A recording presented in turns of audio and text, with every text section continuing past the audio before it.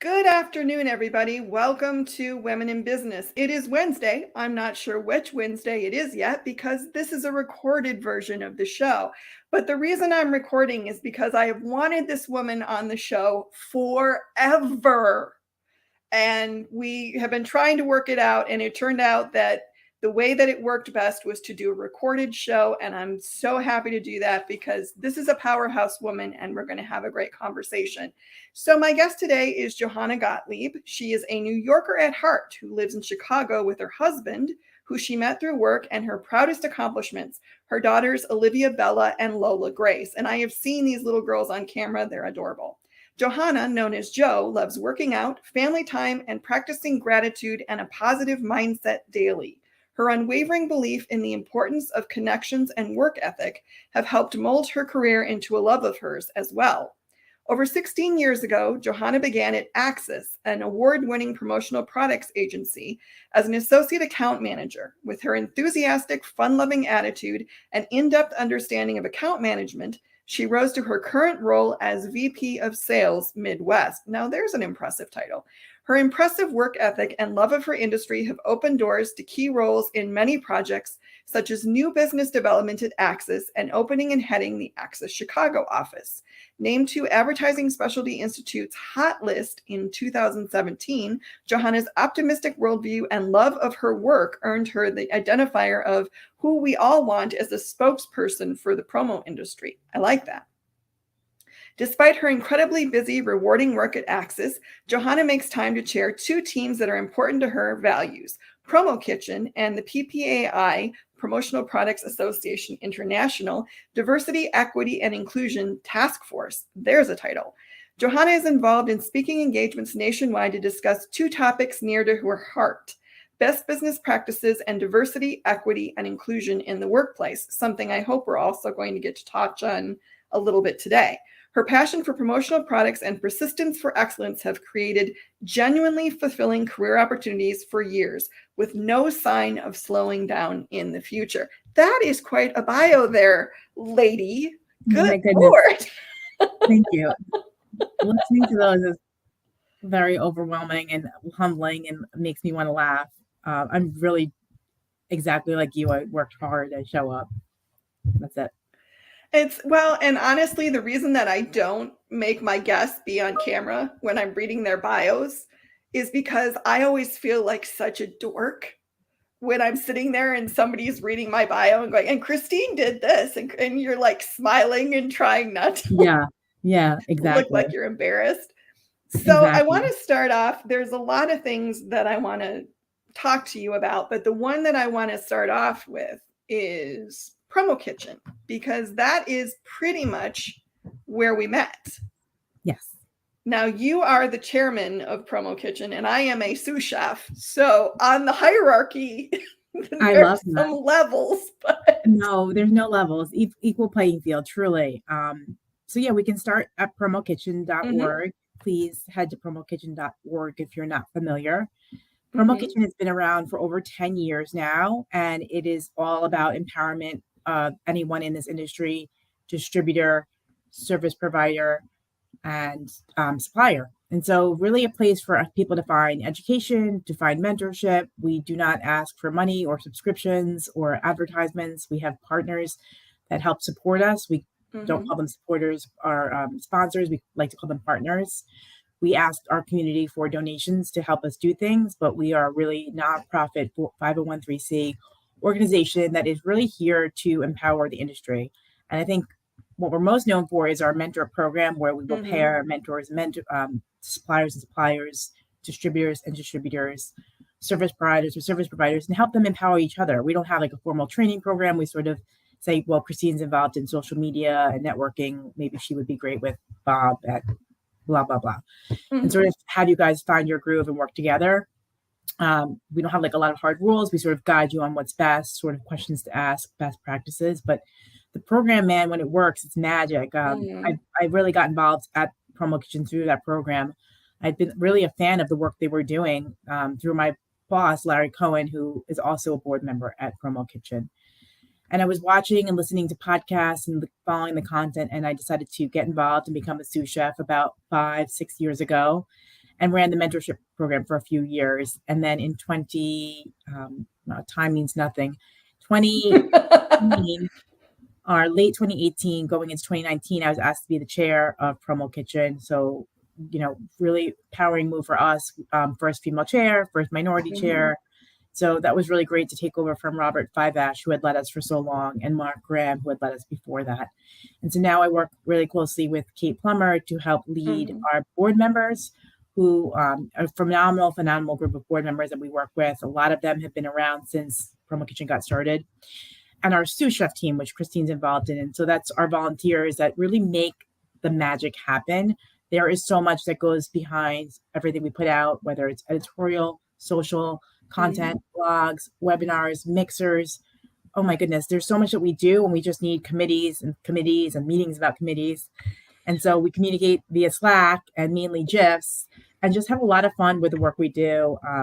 Today's actually kind of a monumental day. As we enter this recording, we shut down Promo Chat, which has been going on for 6 years. So some fun messages going on in the Slack channel for Promo Chat, because there was just a beautiful team that met, and we talked all week, every week, preparing for this. And so now that sort of journey is over, but we're also reminding each other it's because there's new things to come out of PromoKitchen in that area. And so PromoKitchen is just amazing. Please head to promokitchen.org. You can sign up for a free newsletter. Put it up again. Thank you. Our newsletter, if you go to the website, you'll be able to subscribe. It's every Friday.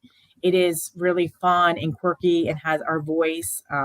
The best thing about PromoKitchen is that we truly get to use our voice. We are not tied down to anyone. We get to say what we want to say and talk about the things we want to talk about without an agenda. So the newsletter really does represent that, and also shares a lot outside the industry. We talk a lot about Marshall Atkinson in the newsletter, right? Someone we both know, and the wonderful work he does and the blogs he puts out and the podcast. So we're trying to always find goodness in and outside our industry to share in that newsletter that seems to be relevant for anyone. I love that. Well, there's two things about PromoKitchen that I want to talk about. The first thing, Promo Chat was the first way that I knew about PromoKitchen. So the fact that the last one is happening as we're recording this, I'm kind of like, I'm sad, but I'm also happy, because it was a great tool and it recruited a lot of people to PromoKitchen. But the other thing that I want to talk about that's maybe a little more germane to this show is there are a lot of women in PromoKitchen in positions of running committees. The chairperson, Kate, who I'm not sure exactly what Kate's actual title is, but there are a lot of women who are really a huge part of making PromoKitchen run. Is that something that you set out to do, or it just kind of happened? So Kate is vice chair. Vice when chair, we made the decision to bring on a chair, it was the first time 3 years ago decided to have someone joining the role. So we work hand in hand. Kate is like my life and work partner.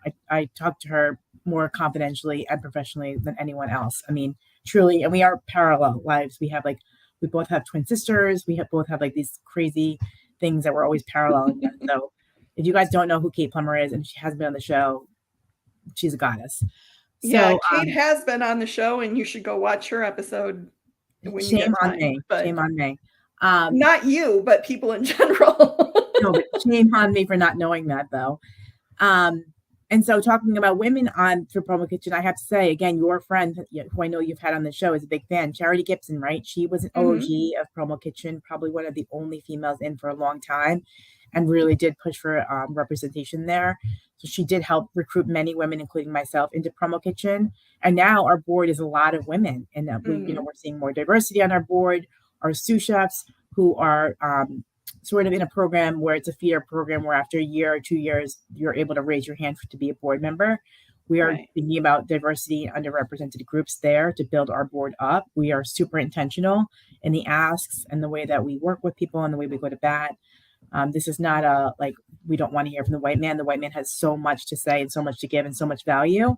We want to hear from the white man and everyone else and all the underrepresented groups. So we really do try to listen to all the voices. But PromoKitchen, I think over the last year, it's been pretty interesting to see some committees are purely women now at this point.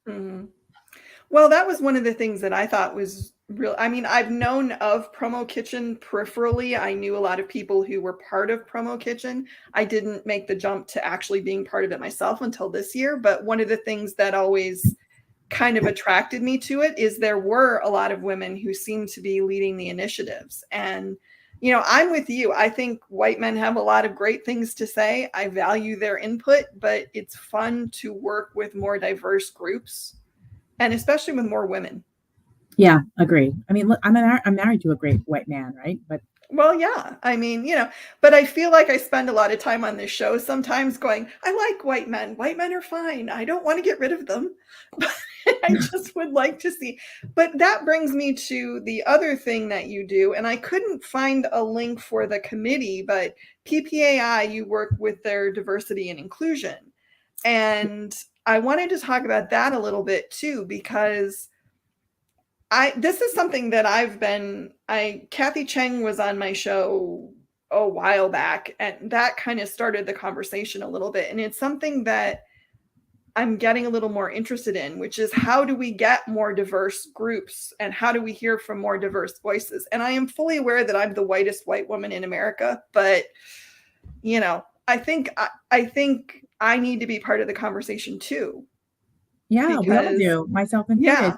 So I'll take a back step here and just sort of give you my background since I Okay. think this is my name right now, but I'm Johanna Gottlieb. So I sound and look like a pushy New Yorker that's maybe Jewish, but I'm actually a pushy New Yorker that's Hispanic. My father was born in Argentina and my mom was born in Cuba. And they met in New York City and had 3 daughters. And so we are first generation. We grew up with our parents. Being an immigrant in 1979, 1980, 1981, my childhood was not what it was like now being first generation or second generation. It was really new for us. So my maiden name is Vagal, which is actually Austrian from Argentinian roots. But growing up, I really just wanted to fit in like everyone else. So I was sort of helping my parents learn the language, watching them, you know, middle class family. Goal was to get us through college. We all went to college. We all went on to get our masters. But my whole life, I sort of wanted to fit in and be like everyone else, right? Being the only Hispanic family on the block was different. And I'm not going to say difficult. It was just different. I wanted to fit in like everyone else. Went to college, did that, got my master's, started working at Access. And in my career, did find that I had a voice at Access and that people were willing to listen. And that it was just important really to get your head down and do the work. But over the years, started to really develop into a role where I thought, why am I trying to be like everyone else? Why can't I be true to who I really am? And so I don't want to say that I feel shame for not, you know, screaming at my lungs that I'm a minority, but more just now feeling that it's the right thing and being adequate myself is just so important. Even my daughters who are Jubentinians, right? My husband's Jewish. Jubentinians, reminding them that they had to speak up for themselves and that we celebrate all the things and here is why. And so for me, finding my voice the last few years has been really special. And just like it has been for you, for any person, the last few years has been an awakening. And so to fast forward, the PPAI DEI Task Force Committee is something that was formed in January 2022. So this is a fairly new task force. PPI had put out a playbook around diversity the year prior. And I think the industry was just asking for a lot of information and looking for content that just wasn't there. And people are still asking about that information. And so PPI decided to put together this task force. Kathy Cheng does sit on it. I was the chair for 2020. And on 2021, I stepped off as chair. Now I'm just a task force member. And Cindy Suji is our new chair for the task force. Again, amazing leader. She's a sous chef member as well. And so that we'll have monthly conversations, thinking about content for the industry, thinking about, you know, education around certifications and what that means. And so the task force is fairly new. We've only met 15 times virtually, like everybody else. The goal was to meet in person in Vegas at PPI, but many of us backed out last minute. And so we've been doing some webinars over the last year. We've been doing some really nice, beautiful round table happy hours that are not recorded. They are not me talking at you or an educator talking at you. It's a safe space where we do breakout rooms in Zoom. And it could be 6 people, 10 people, 12 people. We have an icebreaker question or 2, and then have just like conversations that feel good. And remind you, this is not recorded. It can be things in the workplace, best hiring practices, what does your last name mean? Tell me about where that comes from. So just really nice, natural conversations that we feel were a good way for us to connect with people in the industry, as well as see who was showing up, right? Who is coming to these webinars, who were going to be people that maybe we wanted to call on to be future task force members who are involved in Promo Kitchen and all those things. Well, I think that I want to put this up one more time because I will say I was really impressed with this page. They have a lot of good resources there. Oh, good. And if you're, if you're trying to learn about diversity and inclusion, and I think everyone should be, regardless of whether you're considered a minority or not, you should all be thinking about this stuff. So I thought their page was really well done. But I want to talk about the Juventinians for a minute because I have seen them with you in various meetings. One or the other of them have come in, and and it's very, very clear that you just adore those little girls like nothing else in the world. But you're raising Juventinians, so how does one go about that? I'm also going to check my door to see if it's locked. They will do that. They'll come. No, they're so good. I don't know. I don't know what I'm doing. I actually just talked to my 6-year-old who will be 7 soon about something that happened, and her asking a little bit about work and things going on, and mommy and daddy be pulled in a lot of directions right now, and just hard conversations. And I said, mom has never done this before, right? She's never raised a 7-year-old. So I'm sort of learning with you, but we have really great, beautiful conversations. She's turning 7. So ours are really deep. And my 3-year-old is a total firecracker. She turned 3 in December. She keeps me young and old at the same time. She makes me want more children. She makes me want less children. She's challenging, amazing, exhausting, and beautiful. And I'm very hands-on mom. I try to be there for all the things as much as I can be, because my work is really full. My volunteer keeps me really full. But when the kids need me to be present, that's their time. So I really do try to be there for them. We try to have honest conversations. I think watching Olivia, who's my older, go through, she goes to Chicago public schools, watching her navigate Chicago public schools and be in a really diverse arena every day has been really interesting for me, because it makes me reflect on things that we weren't learning in school. And so Black History Month now is something that, what she's learning is absolutely beautiful. There's constant takeaways with her. We have conversations that just weren't being had when we were younger. And that's not because we didn't care, they didn't matter. It just wasn't the way things were. That. Yeah. I know that. gave this example the other day. We were driving down my street and someone had a big sign, and now she's reading, and the sign said in the window, Black Lives Matter. Right? I've seen that sign lots of times in the last 2 years. But she said, look, mommy, that sign says Black Lives Matter. That person must go to my school because we made those signs at school. So I sort of stopped and said, here's like a great opportunity for a teaching moment. And so I turned to her and said, I'm really glad you made that sign. That's really special. A lot of people feel Black Lives Matter, as they should. And so we sort of had a private conversation about what the sign meant and why different people had them in their windows. And I thought, I would have never had that conversation with my parents. And we were the minority. And so I'm just really grateful that she's listening and aware, and that she's seeing representation in shows and in books that we didn't see growing up. There's even I've seen cartoons out there with mixed marriages, a Jewish and a Catholic woman. And so she's seeing representation because she's still trying to figure out, why do we celebrate Easter and Passover? Right. And so I'm learning with her. I want to say I'm a good mom, but the truth is I don't know what I'm doing. I'm learning with her, and I'm trying to do the best I can. Honestly, I think that's half the battle, is realizing that you're learning as you have your unique situation. I'd be a little more worried for her, I think, if you were going, I got this, I know everything. I don't. I have to say, I have an amazing network of sisters who have, on my side, 5 kids. My sister-in-laws have 4 kids between them. Lots of nieces and nephews. I've met amazing women in this industry who I lean on tremendously on a daily. We have a group text with kids that range from 3 to 22. And so it's like call her here. Here's a rash I need to talk about, or here's something that happened to school with a bully and this situation. And we just are there for each other. Some people you should have on your podcast, Mandy Rudd, Janet Newton, Dana Geiger, Samantha Cates, Ashley Coletti, Carrie Cowden. Charity Gibson, and we are constantly reaching out and helping each other as moms, not just as like did you hear the industry news? It's like, my daughter's prom dress shopping today. Like, what is happening? And so on the flip side, I'm like, what are you talking about? I'm cleaning up pee. I'm potty training. And so we like come together on a daily to talk about the mom moments. That has been really helpful for me as a mother.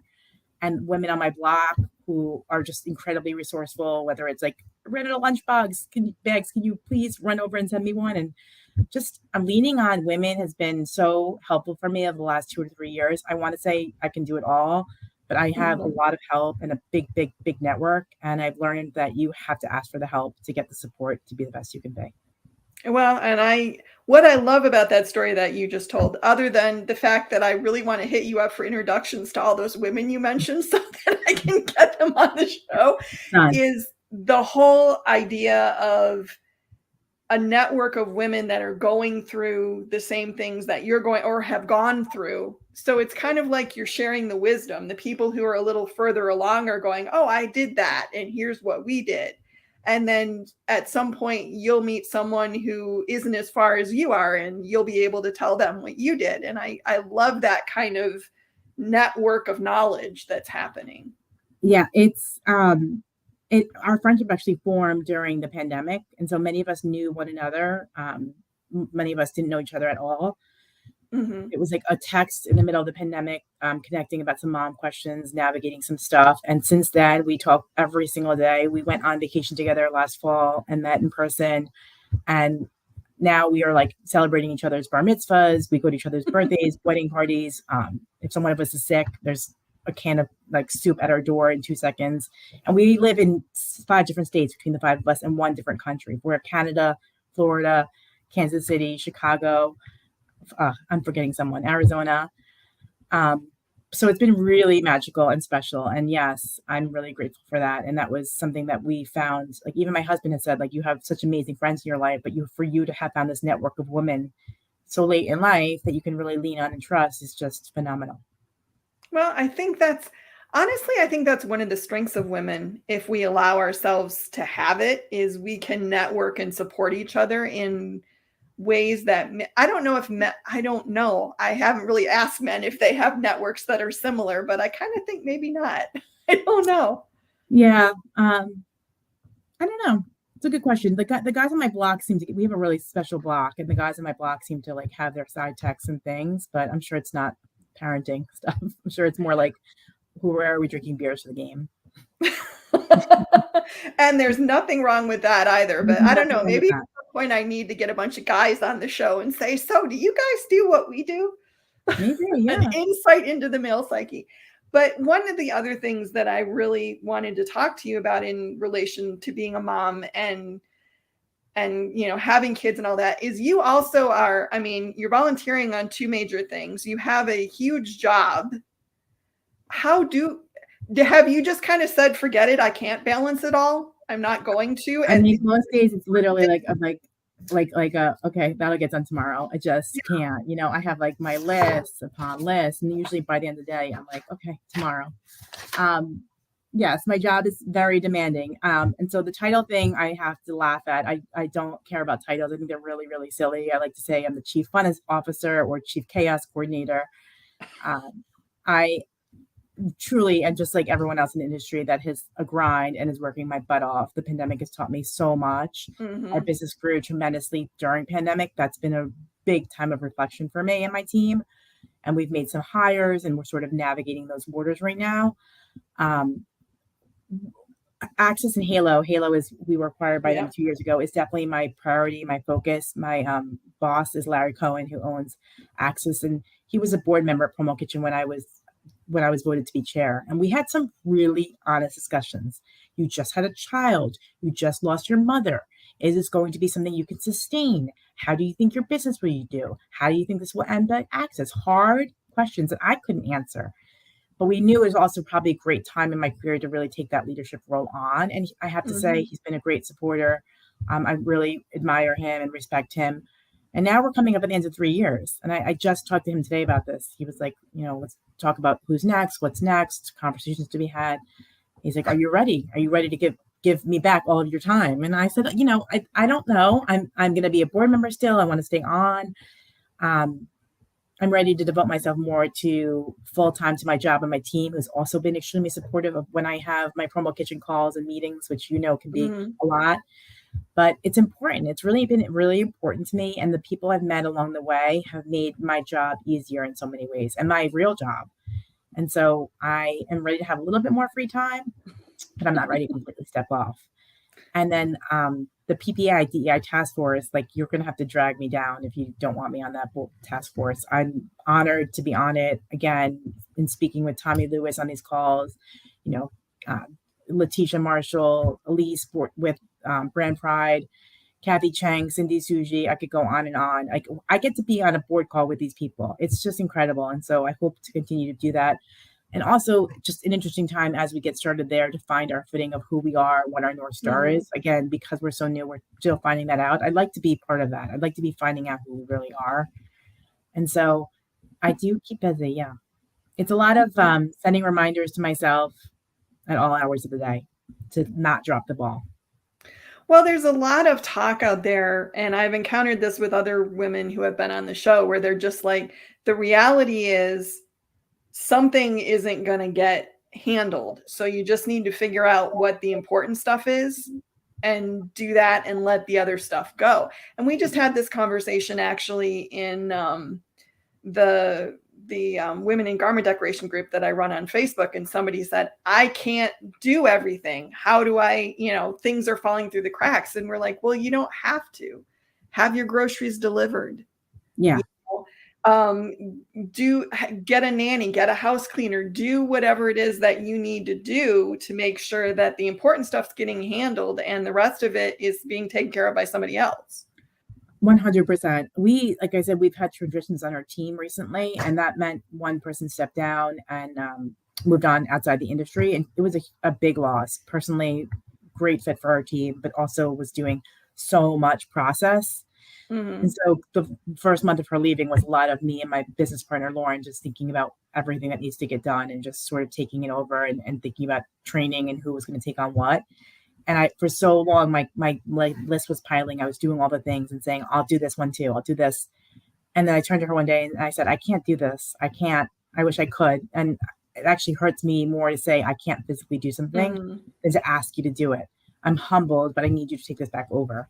And at that point, we were starting to train someone new. So I said, take the time to train this new person so it can get off your plate. But I know we will fail if I think I can get this done every week. Sure.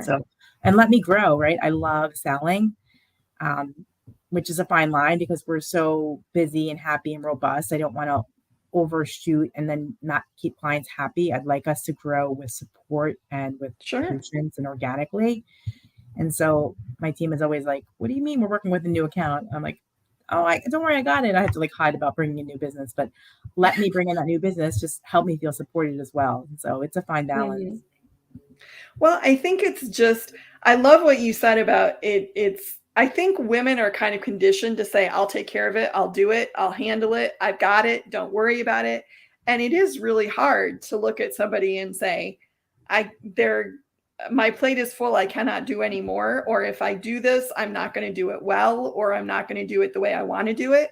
So kudos to you. I like that you told that story, that you just said, I can't do this one.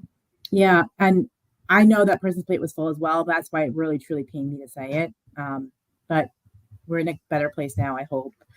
And just working sort of through that. Even my husband, I had just been mentioning, I'm not really one to complain about the husband thing. I have a really supportive husband who's known that I have a demanding career. He's an accountant. So right now in my house, it's really hard. These last few weeks are just like tiptoeing in eggshells. I got his I'm sure. today because we have lunch every day. And I have a new thing that I play Motown music while we eat lunch because no one cannot smile while listening to Motown music. So he was grumpy and looking at his stupid, boring tech stuff while eating lunch. And then I heard him singing the song. And well, there you go. He's like, I got you to smile. And he's like, no, you didn't. And I was like, yes, I did. You want to dance? And he's like, no. And I'm like, I'm stressed out too, but I got you to smile. And he's like, thanks for lunch. I'm going back to work. So it was like this moment where I'm like, I cracked the code. But he's really has to say hands-on, helpful, good dad. We have help with the kids. Our kids are in a good place. And he even said to me today, when tax season ends, I can help again with the groceries and all these things, which I'm leaning on someone for right now. And I was like, why don't you just be a good dad again or a good husband? You don't have like, let us outsource the things we can outsource. I Yeah. want you with the girls. This is the time to be with the girls. And so he's like, you're right. But he's always been above and beyond supportive. I recently had an industry that I'm sort of working through, and I'm saying like, I wish I could open this jar, but I can't. I'm not trying to be this like, please help me with the jar, female. I need help with my arm. It's physically hurting me. Could you do the dishes tonight? We do have a partnership where I feel I can ask and he will give. Mm-hmm. Well, that's always a good thing, I think. But I don't know. You strike me as one of those women, because I'm that way too, where I'm like, I can power through anything. I can do it, And it's hard to kind of be vulnerable a little bit and say, I can't. I need help. So it's Yeah. nice that you can do that with him, that you feel secure enough to be able to do that, which you should, because he's your husband. But yeah. I think the pandemic, him being home all the time, made him realize all the things. So I think like the first month or two, at one point he turned to me and said, I didn't realize you were doing all the things and working. He thought they were magically getting done, right? Whether it was the laundries and the grocery or whatever, or the kids. Right. And so I'm like, yeah, there's a lot on our plates, and it would be great to have you lift that burden, whether that means helping with drop off or packing school lunches or what have you.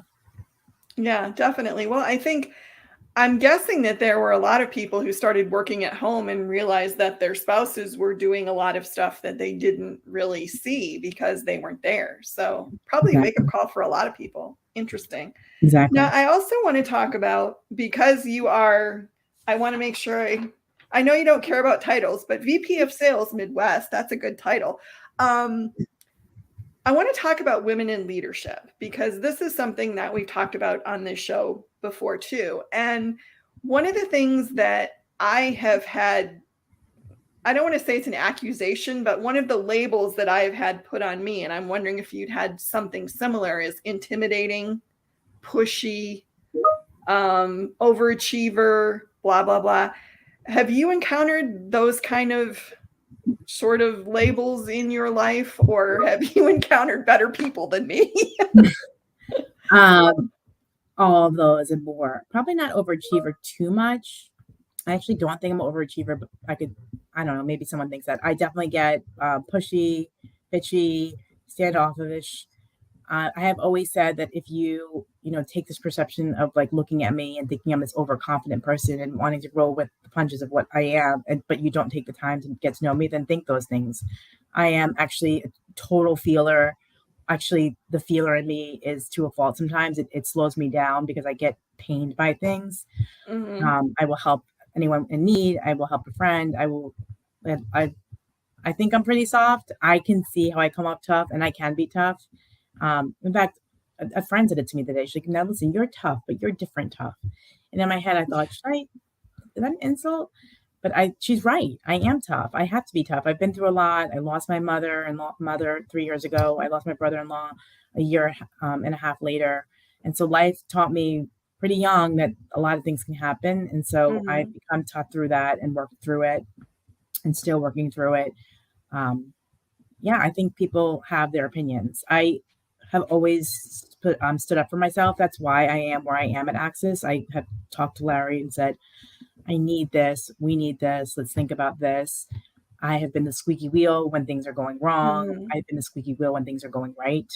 And I do feel like there was always a space for me to be able to give an opinion. And maybe that opinion came off bullish, but if I wasn't going to get it out there, when was it going to be said? And I tell my girls the same thing. Again, Lola's young, she's 3, and we have these conversations with her. I always say, speak up and tell your teacher what you need. But Olivia, she can get headaches and migraines, so she has to drink water more than most kids. And she's used to it. It's fine, not a problem at all. But at one point, she was saying a new soccer coach was giving her a hard time about the water break or whatever it was. And I was like, no one's going to knock on your door and tell you to speak up for yourself or give you what you need if you don't tell them. So tell him what the problem is and let him know that you need to be an advocate yourself. And within like 6 months, I had teachers commenting to me, she's really a great advocate for herself. And if that is like the greatest gift I can give my children, right? Speak up for yourself. And I have kids, people comment, oh, your kids are so bossy and so pushy. And I'm like, no way, man. They know what they want. They know what they want. Oh, I love it. I wish I'd had that in when I was growing up. It could have saved me a lot of problems down the road. Totally. Well, but I think that's kind of what I want to talk about a little bit is there's this kind of, like you said, they say your girls are pushy because they advocate for themselves. Why do we make that judgment about women who are saying, I need this and I want this and this is why, I you don't know? know. I don't know where the double standard is. It's like I see it with tax season again because we're living it. Like on the weekends, I'm with the girls, finishing up work, working out with them, spending the whole day with them at the parks or whatever activities we have planned for the day. I'm exhausted at night. I'm sometimes trying to make a dinner date with my husband because I think we need that connection. And then tax season's over and he takes them to the park for the day once. And it's like, Hmm. wow, wow, your husband is so hands-on. He's such a good dad. You're so lucky. You're so lucky. But then, like, when I have them, in the store trying to get all the things done, it's like I'm a frantic mom doing things with my kids. I don't understand the double standard. I don't think it's gotten better.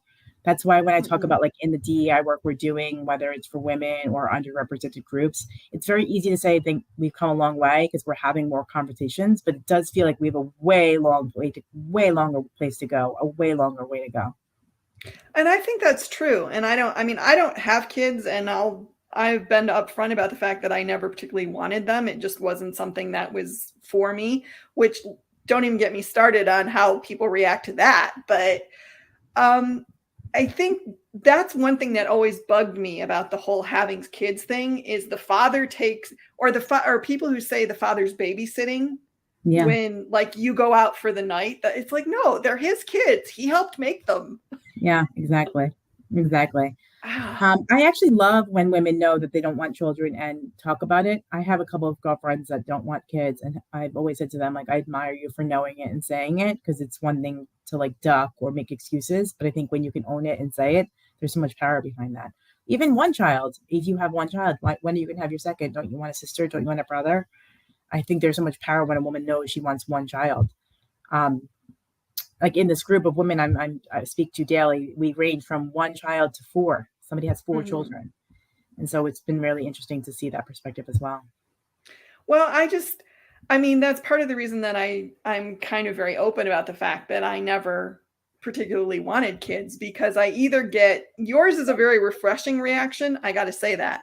Because most people are like, "Oh, well, they either react like it's some huge sorrow of mine that that never happened for me, or when I was younger, I'd get, well, you'll meet the right man and then you'll change your mind. And I'm like, there is no sex that's good. I'm sorry. It's just not going to happen.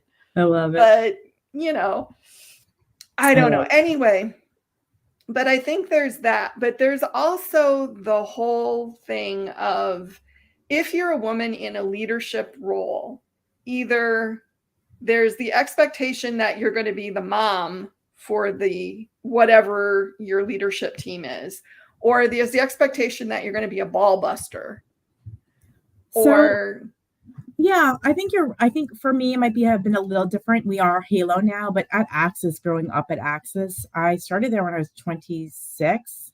mm-hmm. And most of the people working there were women and female leads on teams. So if you manage a team, you're a Okay. lead, okay? So a woman, Joan Bluestone Landorf, has been my mentor at Access for 15 years. And so I watched her lead and Lisa Pine and Tara Koppel and Valerie Dorison and a bunch of women are women in our network that have a tremendous book of business. And so for me, that sort of came second nature that a woman would be the lead and sort of Mm-hmm. how they would find their voice. And I actually decided my first 3 years at Access to jump in on meetings with them all the time because I wanted to see how they pitched and spoke and sort of take different voices from different people. So for me, I found that like women leadership was common. I Oh, I know love that's not the that. norm. Yeah, I was really lucky. Joan is still my mentor and someone I speak to now monthly, a dedicated 30 minutes a month. But I learned from those the key players at Access for a really long time. And so that was not weird for me. Now Halo is a little different, right? We're a huge organization and Mm-hmm. executive leadership is predominantly male and underrepresented. They're working on it. I have to say, Halo is doing a lot in the DEI space and has made strides. Um, They are not someone that says like, we're going to have a webinar and call it a day. They're very dedicated to the work they're doing. We actually just finished a round of interviews for DEI candidates to support someone in HR, and they let me sit on interviews. I'm what we call a brand sponsor, a brand ambassador for DEI work at Halo. And so they had me sit on interviews. They didn't have to ask me to do that. And so that felt really good to be able to be part of that. And I think they are really intentionally trying to build a more represented Halo. That's awesome. Now, the last thing, because we're getting close to me wanting to wrap this up, because I know you have other places you need to be. But the last thing I want to ask you about is something that you were talking about a minute ago, which is that there's a particular woman at Halo or who was at Access, now Halo, that has been a mentor of yours for a really long time. And for women who don't necessarily know how to go about this, I want to ask you this question, which is, how do you find someone how did you develop that relationship? Did you go up to her and say, will you teach me stuff? Or well, one, anyone looking for a mentor can absolutely go to PromoKitchen.org. Yep, I'll put that up again. Free mentor program. Definitely. Two, Joan is the opposite of me. She's cool, calm, collected, slow. I like talk fast, think fast, get it done off my plate. She is very thoughtful and actually eloquent is a really good way to describe her. And so she had her own book of business, had merged with Access, had her own team, and her approach is actually really interesting. She doesn't lead by product at all, which is actually an Access thing. We don't lead with product when we meet with clients. But I would go on meetings with her and watch her with clients, and it was like being in therapy, right? We would sit across from the client, and she'd ask them questions like, Christine, if we're sitting here 1 year from now, what do we need to do to make this relationship feel good? And something along those lines, right? You'd literally like watch the client lie on the couch and spill the beans. You know, what are you doing in your current relationship that's really frustrating right now? And she would just take notes and notes and notes and notes. So it was that style and approach that was so drastically different than me. That's like, I'm excited about this and look at this and look at this product, and who gets so excited about cool deco methods and you know, embroidery and cool locations. And she was slow and thoughtful and purposeful and made sure she flossed before every meeting and had her lipstick on and asked the right questions. She was just, to me, who I never was and wanted to be like in some ways. I want to be myself because I am boisterous and have personality and energy and all those things. But I wanted to be like her in the best of ways. And so I asked her to be a mentor. And so she sort of just checked in on me for a few years. She helped me develop from someone that was supporting women to being my own sales lead. She got me into that place. Then I moved to Chicago. And so when that transition came, we said, let's start talking every month. And so, yeah, we've just dedicated our life to every few weeks talking for 30 to 40 minutes. And she makes checklists and, you know, she holds me accountable. But it's become this beautiful relationship and friendship. And I'm really grateful. I love that. And last question, then I promise I'll let you go. But what would you say to women? Because I hear this a lot. Because I one of the things that is kind of my platform is I want to encourage more women to network, to get out there and be mentors. What do you say to women who tell you, I don't have time to do this? Oh, goodness. Just take a step back. I mean, for me, one of the things that like helps me, and we talked about this in the intro and bio, is like gratitude, right? What I am have a lot of gratitude for. That stemmed from a journal my mom kept. It was a gift we gave to her in early 2000s. And so every single day for 1 year, she wrote something she was grateful for. And so I read it every night before bed. And now I keep my I love that. And I always think my mom would kill me for sharing this stuff, and she would, but you know, sometimes the journal entry was like, I'm grateful for a hot shower tonight. Sure. I'm grateful for the laughs I had with colleagues. It was never like I got a bonus or this or anything like that. Right. She worked at a home for developmentally disabled adults, and she helps them. And so her journal entries were really simple and pure. My mom called me today, something like that. So I take a step back and think about gratitude and practice it a lot. And my daughters watch it. And recently my older daughter asked me to read some of the entries I read from my mom, which I thought was really nice. But I take that gratitude and I think about how can that help other people. And so I'm constantly in that mindset. And so I think if women can really just take a step back, this takes me a minute every day. Right. and take a step back and start there, you're going to start to think about what areas you can help other women and also where you can help yourself and lean in a little bit I because it love is that. really too easy to think I can do all the things all the time by myself. But I think the gratitude for me has helped me focus, ask for help, see where I am, full of gratitude and see where I need help. I love that. I think that's so true. Well, I so appreciate you taking the time today to do this. I've wanted you on this show forever, so it Thank means you a for lot that helping you me. took the time. It Oh my really gosh, thank does. you. And I'm going to put up one more time, Promo Kitchen. You need to go there. PPAI, Advocacy and Diversity. Definitely need to go check them out and go see Joe's work at Halo. Perfect. And you can connect with me on LinkedIn. I'm super Yes. available. Johanna Gottlieb on LinkedIn. That's definitely the best way to professionally connect with me. Yep. All right. I'm going to hit end broadcast now. Say bye-bye, everybody.